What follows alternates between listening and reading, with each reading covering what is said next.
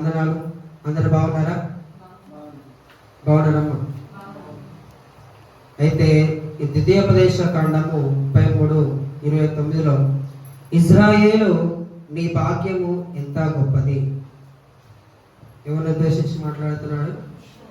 Israel ఉద్దేశించి మాట్లాడుతున్న మాటలు. ఏమంటున్నాడంటే నీ భాగ్యము గొప్పది అంటున్నాడు.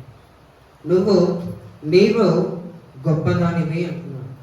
మనము గొప్పవారము అని ప్రభు పలుకుతున్న మాటలు. కిందికి వస్తే యెహోవా రక్షించిన నిన్ను పోలినవాడవు. యెహోవా రక్షించిన నిన్ను పోలినవాడెవడు అని మాట్లాడుతున్న మాటలు. 2వ సమూయేలు గ్రంథము 7వ అధ్యాయము 23వ వచనంలో చూసినట్లయితే 2వ సమూయేలు గ్రంథము 7వ అధ్యాయం 23వ వచనంలో నీకు జనమగుటకై వారిని నీవు విమోచించినట్లును నీకు ఖ్యాతి కలుగునట్లును నీ చెవులను బట్టి నీ దేశమునకు భీకరమైన మహాకార్యములను చేయనట్లును దేవుడవైన నీవు ఐగుప్తు దేశంలో నుండి ఆ జనముల వశంలో నుండి వారి దేవతల వశంలో నుండి నీవు విమోచించిన ఇశ్రాయేలును బట్టి నీ జనుల బట్టి జనులను లోకమునందు మరి ఎక్కడనున్నది. చాలు. కాబట్టి ఏమంటాడంటే నీకు జనులగుటగా వారిని విమోచించినట్లు. ఏంటంట? దేవుడు నీకు జనులగుటకై నీవు విమోచించిన జనులు. ఎవరికి జనులు అంటే మనము ఇజ్రాయేల్ ప్రజలు నీవు విమోచించిన అంటున్నాడు. ఎక్కడి నుంచి వారిని విమోచించాడు చెప్పండి అమ్మ? ఎక్కడి నుంచి విమోచించాడు? ఐగుప్తు నుండి విమోచించాడు. ఎందుకు విమోచించాడు? బానిసలుగా చేయబడ్డారు, బందీలుగా చేయబడ్డారు.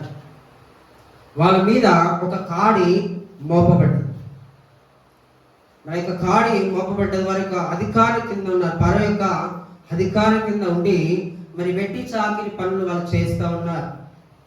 మనకు వాళ్ళు పురములు కట్టడానికి, పట్టణములు కట్టడానికి వాళ్ళు ఏం చేస్తున్నారంటే ఇటుకలిక ఇంకేం చేస్తున్నారు? గోడలు కడుతున్నారు. పట్టణం అంటే ఏంది? పట్టణం అంటే విలేజ్లు, గ్రామాలు, మండలాలు, రాష్ట్రాలు, ఒక పట్టణం. చూడండి, విలేజ్లు మరి గ్రామాలు, ఇవన్నీ మరి జిల్లాలు, రాష్ట్రాలు, ఒక పట్టణం, మహాపట్టణంని వారు కడుతున్నారు. ఎంత శ్రమ, ఎంత వాళ్ళు ప్రయాస ఓర్చుకొని త్యాగం చేస్తూ ఏం చేస్తున్నారంటే ఆ మహాపట్టణాలు కడుతున్నారు. వాళ్ళ బతుకు ఏ విధంగా ఉందంటే బానిస బ్రతుకు. ఏ బ్రతుకట్టమ్మా?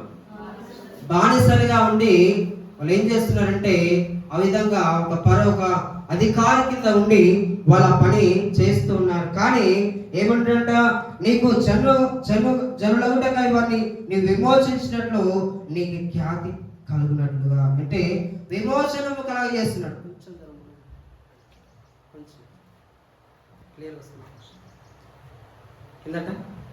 వాళ్ళు ఫస్ట్ విమోచిస్తున్నాడు. ఏ విధంగా విమోచిస్తున్నాడు? ఎవరి ద్వారా విమోచిస్తున్నాడు? వాళ్ళు విమోచించాలంటే ఒక రక్షకుడు కావాలి. ఎవరు కావాలంట?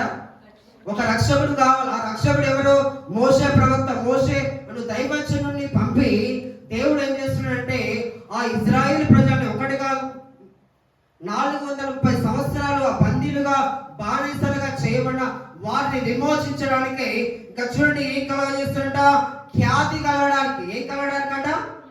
వారికి విమోచనము కలగజేస్తున్నాడు, వారికి విడుదల కలగజేస్తున్నాడు, వారికి ఖ్యాతిని కూడా కలగజేస్తున్నాడు. ప్రియమైన పిల్లారా, కీర్తన 144:15 వచనంలో చూసినట్లయితే, కీర్తన 144:15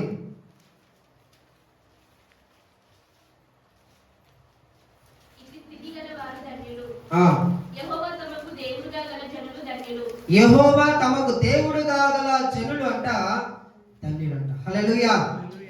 ఏందంటమ్మా? యెహోవా తమకు దేవుడుగా గల జనులు ధన్యులు. ఒకసారి ఆ మాట మళ్ళీ చదువుతారా? ఇట్టి స్థితి గలవారు ధన్యులు. చాలు. అయితే 14 వచనం ఒకసారి చదవండి. మా ఎడ్లు గొప్ప బరువులు మోయగలవి, మా వీధులలో చొరబాటు అయినను ఉరుకులెత్తుట అయినను లేదు,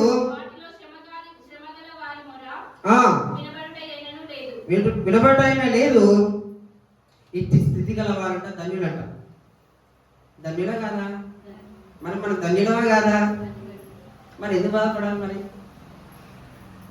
ఎందుకు భయపడాలి? మనం చెప్పండి. దేనికోసం బాధపడాలి? దేనికోసం? దేని నిమిత్తం? ఎవరు మనల్ని భయపెడుతున్నా భయపడాలా? మన పక్షాలు ఎవరున్నారు? ఎవరున్నారు? దేవుడు ఎవరే కదా.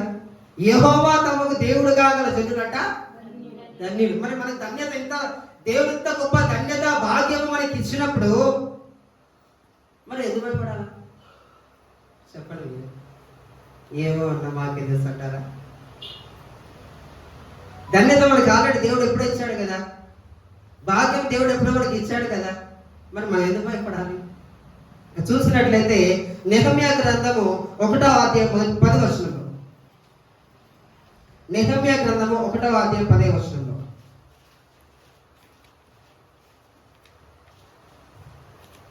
చదవండి.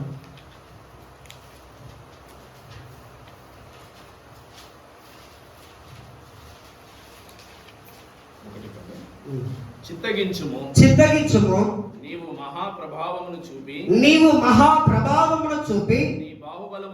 నీ బాహుబలము చేత విడిపించిన నీ దాసులకు నీ జనులు వీరే అంటున్నాడు. చూడండి ఏమన్నాడు? చిత్తగించుము నీవు నీ మహాప్రభావమును చూపి నీ బాహుబలము చేత అన్నాడు. నీ ప్రభావం అంటే ఏంటి? శక్తిని బట్టి, నీ బాహుబలమును బట్టి నువ్వు విడిపించిన నీ దాసులకు నీ జనులు వీరే. మేమే అనండి. గట్టిగా అనాలా? అందరూ అనాలా? మేమే. అందరూ గట్టిగా రండి. ఏంటమ్మా? నీ బాహుబలమును బట్టి, నీ శక్తిని బట్టి విడిపించబడిన జనులకు వీరే అంటున్నాడు. వీరంటే ఎవరు? మనమేనా? మరి మనం అన్నప్పుడు ఎందుకు భయపడాలా? ఎందుకు బాధపడాలా? ఎందుకు మనకు టెన్షన్లు? టెన్షన్స్ అవసరమా? చెప్పండి. ఏందమ్మా గమ్మునున్నారు? యేసు లేడా?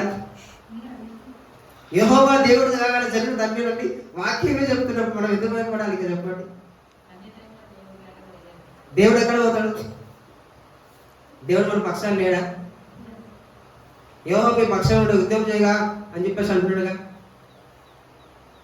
ఇక చూసినట్లయితే కీర్తన 147 10వ వచనంలో చూసినట్లయితే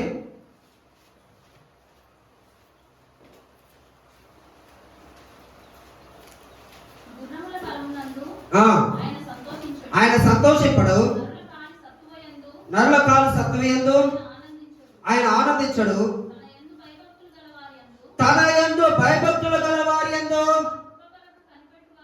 తన కృప కొరకు కనిపెట్టి వారి యందు యెహోవా ఆనందించువాడై ఉన్నాడు. ఆమేన్. చప్పట్లు కొట్టండి గట్టిగా. గట్టి కొట్టాలి, గట్టి కొట్టాలి, గట్టిగా. మన ప్రభు అంట గుర్రముల బలమునందు గాని ఆయన సంతోషింపడంట, నరుల కాలువ సత్యంలో ఆయన ఆనందించడు గాని తన యందు భయము భక్తి గల వారి ఏంటంట తన కృప కొరకు ఎవరైతే కనిపెట్టుకుని ఉంటారో వారి ఏంటంట ఆయన బహుగా సంతోషించే దేవుడు అయినాడు. ఆమేన్. అంతేనమ్మా? ఏమంటాడంట? తన యందు భయము కలిగి భక్తి కలిగి తన కృప కొరకు ఎవరైతే కనిపెట్టుకుని ఉంటారో వారి నిమిత్తం అంట ఆయన సంతోషించే దేవుడు అయినాడు. మనలో భయం ఉంటే భక్తి ఉండదు, భక్తి ఉంటే భయం. అంతేనా? ఏమంటారు? భయం ఉంటే భక్తి ఉండదు, భక్తి ఉంటే భయం ఉండదు. కానీ తన కృప కొరకు ఎవరైతే కనిపెట్టుకుని ఉంటారో వారి నిమిత్తం అంట ఆయన సంతోషిస్తున్నాడంట. హల్లెలూయా. ద్వితీయోపదేశ కాండము 4వ అధ్యాయం 7వ వచనం చూసినట్లయితే, ద్వితీయోపదేశ కాండం 4:7 చూసినట్లయితే ఏలయనగా మనము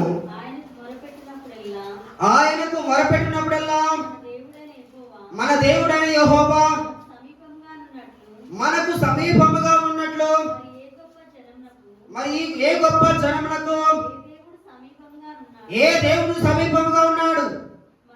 మరియు నేడు నేను మీకు చాలు చూడండి, ఏలైనగా మనం ఆయనకు మొరపెట్టినప్పుడల్లా మన దేవుడైన యెహోవా ఏంటమ్మా సమీపంగా ఉన్నట్లుగా మరి ఏ జనమునకు ఏ దేవుడు సమీపంగా ఉన్నాడు? ఎవరికి సమీపంగా ఉన్నాడా? ఏంటంటున్నాడు? మనం మొరపెట్టినప్పుడల్లా మన దేవుని యెహోవా సమీపంగా వస్తున్నాడంట. ఆమేన్. ఏంటంటమ్మా? ప్రభువా, నాకు ఈ బాధ ఉందయ్యా, నాకు ఈ రోగం ఉందయ్యా, నాకు ఈ బలహీనత ఉందయ్యా, నాకు ఈ సమస్య ఉందయ్యా అని ఆయన పాద పద్మాల చేత కూర్చొని ప్రార్థన చేసినప్పుడు ఆయన మనకి ఎట్లా వస్తున్నాడంట? సమీపంగా వస్తుంది. సమీపంగా అంటే దగ్గరగా వస్తుంది. నువ్వు ఏడుస్తున్నప్పుడు నా కుమార్తె, నువ్వు ఎందుకు ఏడుస్తున్నావు బిడ్డ? ఏంటమ్మా? నా బిడ్డ, నువ్వు ఎందుకు ఏడుస్తున్నావు? నువ్వు ఎందుకు కన్నీరు గారుస్తున్నావు అని ఆయన నీ ముఖంలో ముఖం పెట్టి నీ కన్నీరు తుడుస్తూ నీ బాధను చూస్తున్న దేవుడు కాదా? ఆయన నీకు సమీపంగా వస్తున్న దేవుడు కాదా? నీ ఏడుపు నుంచి విడిపించే దేవుడు కాదా? నీ దుఃఖం నుంచి విడిపించే దేవుడు కాదా? నీ కన్నీరు నుంచి విడిపించే దేవుడు కాదా? నీ బాధలు ఆయనకు తెలియవా? నీ సమస్యలు ఆయనకు తెలియవా? నీ శ్రమలు ఆయనకు తెలియదా? తెలుసా తెలియదా? తెలుసా తెలియదా? తెలుసు. అయినా కానీ యేసయ్య ఎక్కడో పరలోక రాజ్యంలో ఉన్నాడు, మనం భూమి మీద ఉన్నాం. అంతేనా? యేసయ్య ఎక్కడో పరలోక రాజ్యంలో ఉన్నాడు, నేను భూమి మీద ఉన్నాను. కాదు, మనము ప్రార్థనలో కూర్చున్నప్పుడు అంట మొరపెడుతున్నప్పుడు ఆయన మనకు సమీపముగా వస్తున్నాడు, దగ్గరగా వస్తున్నాడు, మన దగ్గరకే వస్తున్నాడు. ఆయన వచ్చి నీ కన్నీరు తుడుస్తున్నాడు, నీ బాధ నుంచి విడిపిస్తున్నాడు, నీ దుఃఖం నుంచి విడిపిస్తున్నాడు, నీ ఏడుపు నుంచి విడిపిస్తున్నాడు, నీ బలహీనతలను నా ప్రభువు కొట్టివేస్తున్నాడు. అంతేనా? కొట్టేయడా? తీసేయడా? ఇప్పుడు మన పిల్లలకి ఏదో చిన్న తగిలితే మనం బాధపడమా? బాధపడతామా లేదా? దెబ్బ తగిలిందని దగ్గర తీసుకొని ఆ దెబ్బ తగిలి దగ్గర ఇట్లా రాస్తా ఉంటాముగా, ఆయింట్మెంట్ రాయమా? మరి మన దెబ్బల కానీ ఆయింట్మెంట్ రాయడా? రాస్తాడా? రాయడా? మరి మరి ఎందుకు బాధ?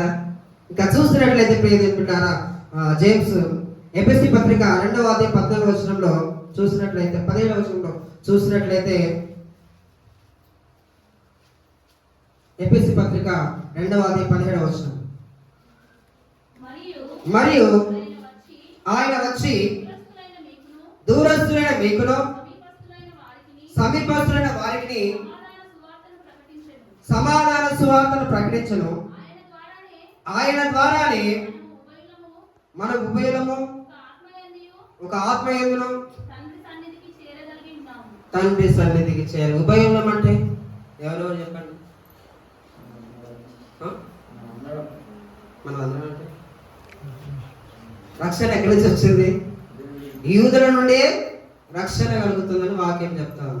అంటే యూదులను మనల్ని ఏం చేశాడు యేసు ప్రభు? ఒకటిగా చేశాడు లేదా? ఒకప్పుడు మనం ఏమి అన్యులుగా ఉన్నాం అంటే ఆయన ఒకసారి మళ్ళీ చదవండి మా మాట. మరియు ఆయన వచ్చి దూరస్తులైన మీకును సమీపస్తులైన వారికి ఏం సువార్త అంట? సమాధాన సువార్త. దూరస్తులం అంటే ఎవరు? మనమే. దూరస్తులము, సమీపస్తులు ఎవరు? యూదులు. ఏ సువార్త? సమాధాన సువార్త కలగజేసి అనుగ్రహించి ఆ సమాధాన సువార్త ద్వారా మనం ఒకటిగా చేసి ఏం చేస్తున్నాడంటే మళ్ళీ చదవండి అన్నమాట. అక్కడి నుంచి చదవండి, కంటిన్యూస్.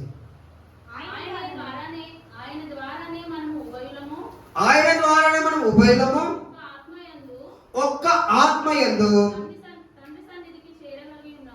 తండ్రి సన్నిధికి ఒక్క ఆత్మ ద్వారానే, ఆ యొక్క ఆత్మ ఎవరు? పరిశుద్ధ ఆత్మ ద్వారానే ఎక్కడ చేరగలుగుతున్నామంట?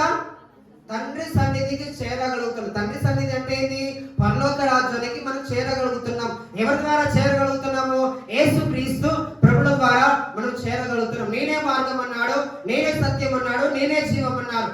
మరి నా ద్వారా తప్ప ఎవడు కూడా పరలోక రాజ్యంలో ప్రవేశింపలేడు అని యేసుక్రీస్తు ప్రభుల వారు చెప్పారు. కాబట్టి మరి తండ్రి సన్నిధికి మరి వారు మనము చేరగలుగుతున్నాం. ప్రియదేవుడు ఇంకా చూసినట్లయితే యెషయా గ్రంథము 55:6 చూసినట్లయితే యెషయా గ్రంథము 55:6 యెహోవా మీకు దొరుకు కాలం నందు ఆయన వెతుకుడి, ఆయన సమీపంలో ఉండగా ఆయన వేడుకునుడి. యెహోవా మీకు దొరుకు కాలం నందు ఆయన వెతుకుడి, ఆయన సమీపంలో ఉండగా ఆయన వేడుకుడి. యెహోవా మీకు దొరుకు కాలం నందు ఆయన వెతకాలంట. ఎవరిని వెతకాలమ్మా? ఎవరిని వెతకాలి చెప్పండి. ముందుగా ఆయన రాజ్య నీతిని వెతకాలి. మనం ఎవరిని వెతుకుతున్నాం? ఎవరినో వెతుకుతున్నాం కానీ రోగాల దగ్గరికి వెళ్తాం, డాక్టర్ల దగ్గరికి వెళ్తాం, డాక్టర్లు వెతుకుతూ ఉంటాం. మనకి ఏదో సమస్యలు ప్రాబ్లమ్స్ రాగానే మనుషులను వెతుకుతూ ఉంటాం. ఏ మనుషుల ద్వారా నాకు ఈ ప్రాబ్లం నుంచి మనం విముక్తి పొందగలుగుతాం, ఈ ప్రాబ్లం నుంచి బయటపడగలుగుతామని మనుషులు మొట్టమొదటిగా వెతుకుతాం. అంతేనా? అంతే కదా. ఎవరు చేసే పని, అందరు చేసే పని కూడా అదే. కానీ ఏమంటాడంట? యెహోవా మీకు దొరుకు కాలం నందు ఆయనను వెతకండి. ఎవరిని వెతకాలంట? దేవుని వెతకాలి. ఇంకేమంటాడు కింద? ఆయన సమీపంలో ఉండగా ఆయనను వేడుకోనండి. ఆయన మనకి ఎట్లా ఉంటాడంట? సమీపముగా ఉన్నప్పుడే వెతకాలి, దేవుని వేడుకోవాలి. మనం అనుకుంటా ఎక్కడో ఉన్నాడు యేసు ప్రభు, మేము భూమి మీద ఉన్నాము, ఇంట్లో ఉన్నాము, నిజంగా దేవుడు నా ప్రార్థన వినడం లేదు, నా దగ్గర రావడం లేదు, నన్ను ఆదరించడం లేదు, నాకు సహాయం చేయడం లేదని మనం బాధపడుతున్నాం. కానీ ఆయన మనకు సమీపంగా ఉన్నట్టు ప్రియమైన బిడ్డలారా, ఇంకా చూసినట్లయితే నిర్గమకాండము 25వ అధ్యాయము 8వ వచనంలో చూసినట్లయితే నిర్గమకాండము 25:8 ముగించుకున్న ప్రియమైన బిడ్డలారా, నేను వారిలో నివసించినట్లుగా వారు నాకు పరిశుద్ధ స్థలం నిర్మింపవలను. మందిరం యొక్క ఆ రూపమును నిర్మింపవలను. రూపము నిర్మింపవలను. నేను నీకు కనపరచే విధముగా మందిరం యొక్క ఆ రూపంలో నేను వారిలో నివసించినట్లు వారు నాకు పరిశుద్ధ స్థలమును నిర్మింపవలను. ఏంటమ్మా? నివసించినట్లు వారు నాకు పరిశుద్ధ స్థలము, నేను వారిలో నివసించినట్లు. మన ప్రభు ఎక్కడ పరలోక రాజ్యంలోనూ మందిరంలో కాదు, ఎక్కడ ఉండాలంట? నేను వారిలో నివసించినట్లుగా అంటున్నాడు. ఎవరిలో నివసించాలి? మన యేసయ్య. యేసయ్య నువ్వు బయటనే ఉన్నాయా, నేను ఇంట్లో ఉంటా అంటారు. సరిపోతుందా? కుదురుతుందా? చెప్పండి. అయ్యా నువ్వు బయటనే ఉండు, నా బయటనే ఉండు, నువ్వు నాలో రావద్దయ్యా అంటే సరిపోతుందా? చెప్పండి. సరిపోతుందా? ఏమంటున్నా మాట? నేను వారిలో నివసించినట్లు అంటాడు. వారిలో అంటే ఎవరిలో? మనలో నివసించాలని ఆయన ఆశపడుతున్నాడు, ఆకాంక్షిస్తున్నాడు. యేసు ప్రభు మనలో రావాలని ఆయన చూస్తున్నాడు. కానీ ప్రభు నువ్వు బయటనే ఉండయ్యా, నా సింహాసనం మీద ఆవిడ ఒకడు కూర్చుని ఉన్నాడయ్యా అంటే సరిపోతుందా? ఆయన ద్వారంలో ఉండి తలుపు తడుచున్నాడు. ఎవరైనా ద్వారంలో మీరు తలుపు తీసినేలా వారిలోకి వచ్చి నేను వారితో కలిసి నివాసం చేస్తానంటున్నాడు, వారితో కలిసి భోజనం చేస్తానంటున్నాడు. కానీ యేసయ్య నువ్వు బయటనే ఉండు, నా తలుపు బయటనే ఉండయ్యా, నా ఇంటి బయటనే ఉండయ్యా అంటే యేసయ్య ఎంత బాధపడిపోతాడు. మనం ఏం చేస్తున్నాం అంట? యేసయ్య రానికుండా డోర్లు వేసుకుంటున్నాం. ఏ డోర్లు వేసుకుంటున్నాము? హృదయం అనే డోర్లు, తలుపులు వేసుకుంటున్నాం. ఏమన్నాడు? పరిశుద్ధ స్థలము నిర్మింపాలి. మన హృదయము, దేహము దేవుని యొక్క ఆలయము, దేవుడు మనిషిన మందిరం. దేహము దేవుని యొక్క ఆలయం. ఏమైందంటమ్మా? ఈ దేహం అంటే దేవుని యొక్క ఆలయం అయింది, దేవుడు మనిషిన మందిరం అయింది. ఈ మందిరము పరిశుద్ధ స్థలముగా ఉండాలని ఆయన ఆకాంక్షిస్తున్నాడు. ఇంకేమంటాడంట? నేను నీకు కనపరచే విధంగా మందిరం యొక్క ఆ రూపమును, దాని ఉపకరణ రూపమును నిర్మింపవలను. నువ్వు ఏ రూపంలో మార్చబడాలంటే ఆయన యొక్క రూపంలోకి మార్చబడాలి, ఆయన యొక్క స్వరూపంలోకి మార్చబడాలి. ఆయన ఎంత పరిశుద్ధుడై ఉన్నాడో, ఆయన ఎంత నీతిమంతుడై ఉన్నాడో, ఆయన ఎంత మరి యథార్థవంతుడై ఉన్నాడో, ఆయన ఎంత న్యాయవంతుడై ఉన్నాడో, మనము కూడా ఆ రీతిగానే ఆయన మరి రూపముగా పరిశుద్ధముగా మార్చబడాలని ఆయన ఆకాంక్షిస్తున్నాడు. ప్రియదేవులారా, లేదు ప్రభువా నువ్వు బయటనే ఉండంటే ఆయన బాధపడి వెళ్ళిపోతాడు. ప్రియదేవులారా, ఎందుకంటే నా కుమార్తెలో నేను ఉండాలి, నా కుమార్తెతో నేనే జీవించాలని ఆయన ఆకాంక్షిస్తున్నాడు. లేదు ప్రభువా నువ్వు బయట ఉండు, నేను నాలో ఆల్రెడీ వేరే వారు ఉన్నారని అంటే దేవుడికి ఎంత బాధ. ఇప్పుడు మీ పిల్లలతో లేదు నా కుమారుడు కాదు, ఆల్రెడీ నాకు వేరే కుమారుడు నాకు చెప్పారనుకోండి, ఆ కుమారుడికి ఎంత బాధ ఉంటుందా ఉండదా? ఏంటి నన్ను కన్ని పెంచి పెద్ద చేసిన మా అమ్మ నువ్వు నా కుమారుడు కాదు, నా కుమార్తెవు కాదు, మరి గెంటి వేస్తుందని ఆ కుమారుడికి కుమార్తెకి ఎంత బాధ కలుగుతుంది ఒకసారి మనం ఆలోచించుకోవాలి ప్రయోజనం కూడా.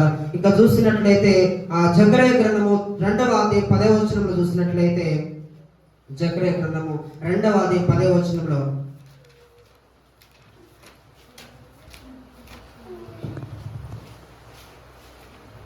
సియోను నివాసులారా మీరు వచ్చి నివాసం చేతును సంతోషముగా నుండి పాటలు పాడి ఇదే యెహోవా వాక్కు. ఏంటంటున్నాడు? మీ మధ్యకు వచ్చట నివాసం చేస్తానంటున్నాడు. చూడండి ఎంత భాగ్యం. మీ మధ్యలోకి వస్తా అంటున్నాడు యేసయ్య. వస్తా అంటున్నాడా రాదు? మరి ఇంకేం చేయాలి అమ్మ? ఏం చేయాలి? సంతోషం ఉండి పాటలు పాడమంటున్నాడు. ఒకసారి పిలిపి 4:4 చూస్తుంది చూద్దామా? ఆనందించుడి, మరలా చెప్పుదును ఆనందించుడి, మీ సహనము సకల జనులకు తెలియబడినీడి. ప్రభువు సమీపముగా ఉన్నాడు, దేనిని గూర్చి చింతపడకుడి, కానీ ప్రతి విషయంలోనూ ప్రార్థన విజ్ఞాపనల చేత కృతజ్ఞతా పూర్వకముగా మీ విన్నపములు దేవునికి తెలియజేయడి. అప్పుడు సమస్త జ్ఞానమును మించిన దేవుని సమాధానము యేసుక్రీస్తు వలన మీ హృదయములకును మీ తలంపులకును కావాలి. చూడండి, ఎల్లప్పుడూ కూడా ప్రభువునంతా ఆనందించాలి. మనం ఎప్పుడు బాధ, వేదన, దుఃఖము, చింత, అంతేనా? ఎల్లప్పుడూ కూడా ప్రభువునందు ఆనందించండి, మరలా చెప్పుచున్నాను ఆనందించండి అంటున్నాడు. ఆ పిల్లలాగా ఎప్పుడు ఏం చేస్తే